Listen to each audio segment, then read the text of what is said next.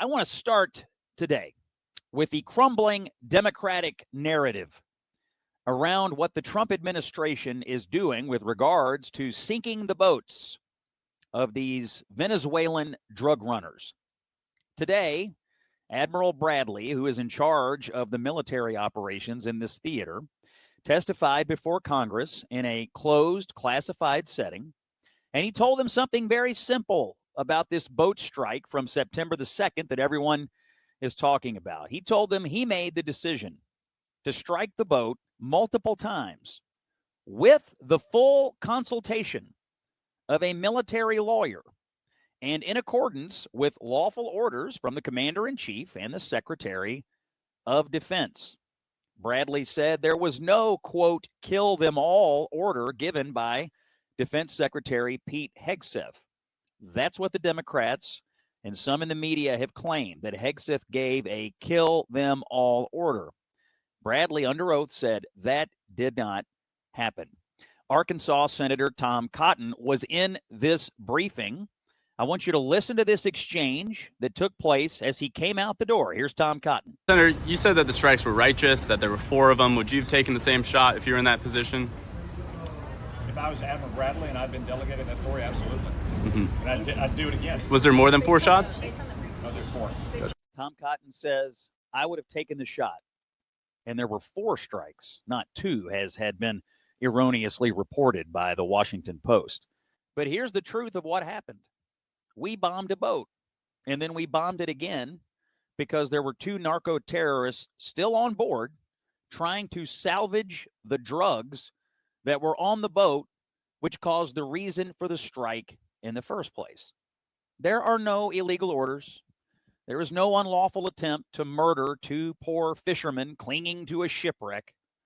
There are just narco terrorists, their drugs, and a president's determination to stop them from flooding our country with that poison. By the way, those aren't minnows in those barrels you see in the boats, folks. Those are drugs or components of drugs. They go all over our hemisphere. A lot of it winds up, by the way, in Puerto Rico, which is part of America. This stuff harms and kills Americans, and President Trump has made it clear. It is going to stop. Now, the New York Times, of all places, came along and debunked the initial erroneous report from the Washington Post, which is now parroted by Democrats all over the country, that something unlawful was done on this strike. Even ABC News has now come along to debunk this nonsense. Here's how Martha Raddatz, senior reporter, called it on ABC last night. And tonight, new information. According to a source familiar with the incident, the 2 survivors climbed back onto the boat after the initial strike. They were believed to be potentially in communication with others and salvaging some of the drugs.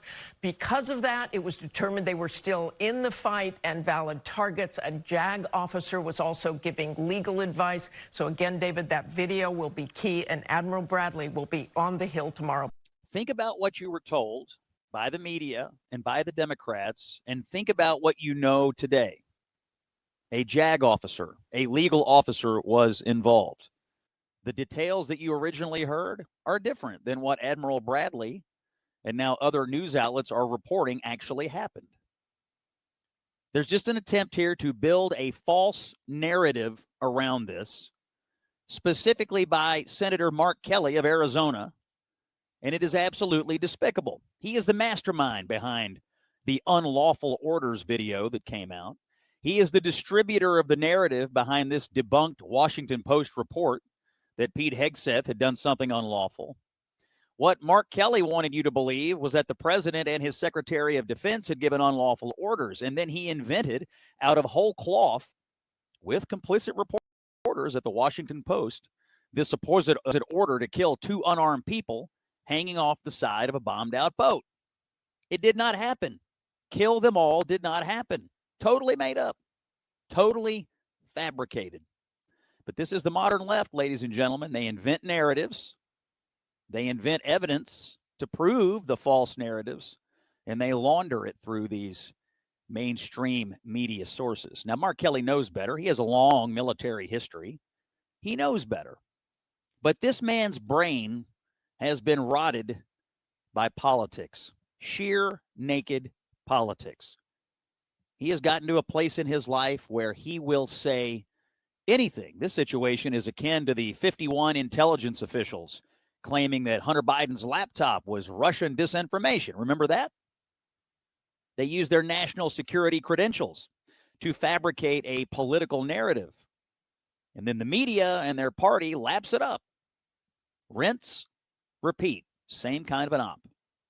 Kelly is doing all this for political reasons. It's to destabilize the sitting president of the United States, to undermine the current commander-in-chief, and to set up himself as a viable presidential candidate among a rabid political base that demands that these Democratic officials do nothing less than sow anarchy in the United States, at least while Donald Trump is the president. This all goes back, by the way, to the idea that Donald Trump is not a legitimate president.